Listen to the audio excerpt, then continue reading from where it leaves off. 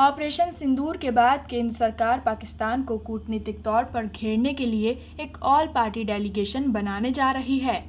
ये डेलीगेशन दुनिया भर के देशों में जाकर पहलगाम हमले और उसके बाद पाकिस्तान पर किए गए ऑपरेशन सिंदूर को लेकर झूठे प्रचार की पोल खोलेगा। इस डेलीगेशन में वरिष्ठ कांग्रेस नेता शशि थरूर को भी शामिल किया गया है। संसदीय कार्य मंत्रालय ने घोषणा की है कि तिरुवनंतपुरम से 4 बार के सांसद शशि थरूर इस डेलीगेशन का नेतृत्व करेंगे। इसी के साथ ही इस डेलीगेशन में भाजपा नेता रविशंकर प्रसाद और बैजयंत पांडा, जनता दल यूनाइटेड के सांसद संजय कुमार झा, डीएमके की कनिमोझी करुणानिधि, राकांपा शरद पवार गुट की नेता सुप्रिया सुले और शिवसेना शिंदे गुट के सांसद श्रीकांत शिंदे भी शामिल हैं। मगर मजे की बात तो ये है कि इस डेलीगेशन में शामिल करने के लिए कांग्रेस ने अपने जिन 4 सांसदों के नाम सरकार को सुझाए थे, उनमें से किसी को नहीं चुना गया, बल्कि केंद्र ने शशि थरूर पर अपना विश्वास जताया। केंद्र सरकार की डिमांड, शशि थरूर पर खेला दांव, कांग्रेस नेता हुए शॉक्ड, कांग्रेस पार्टी में मची खलबली।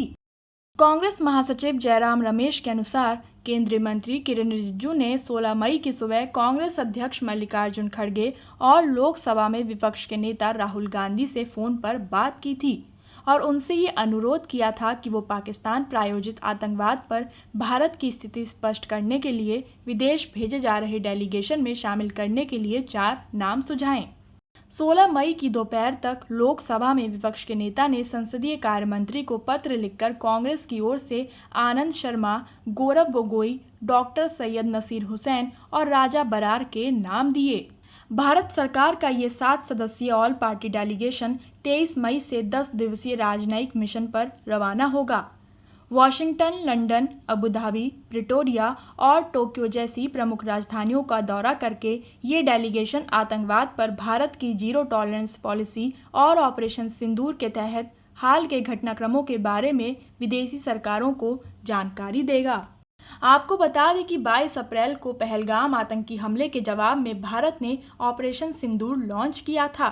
इस आतंकी हमले में 26 लोग मारे गए थे। इसके जवाब में भारत ने पाकिस्तान और उसके कब्जे वाले कश्मीर में जैश, लश्कर और हिजबुल के 9 आतंकी ठिकानों पर एयर स्ट्राइक की थी, जिसमें 100 से ज़्यादा आतंकी मारे गए थे। केंद्र द्वारा गठित इस डेलीगेशन का नेतृत्वकर्ता बनाए जाने पर शशि थरूर की प्रतिक्रिया भी सामने आई है। उन्होंने कहा कि वो सम्मानित महसूस कर रहे हैं। उन्होंने कहा कि जब राष्ट्रीय हित की बात होगी तो वो किसी भी मामले में पीछे नहीं रहेंगे।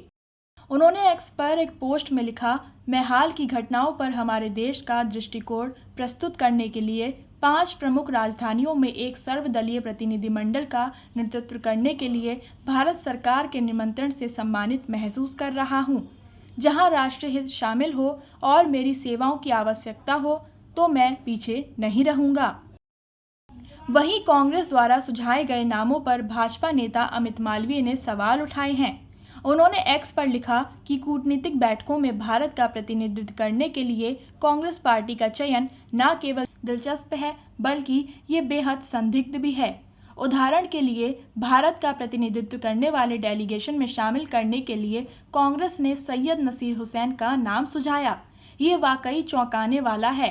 हमें ये नहीं भूलना चाहिए कि ये उनके समर्थक ही थे जिन्होंने राज्यसभा में उनकी जीत का जश्न मनाते हुए कर्नाटक विधानसभा के अंदर पाकिस्तान जिंदाबाद के नारे लगाए थे।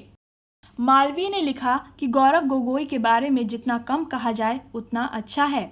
असम के मुख्यमंत्री हेमंत बिस्वा शर्मा ने गोगोई पर पाकिस्तान में 15 दिन बिताने का आरोप लगाया है।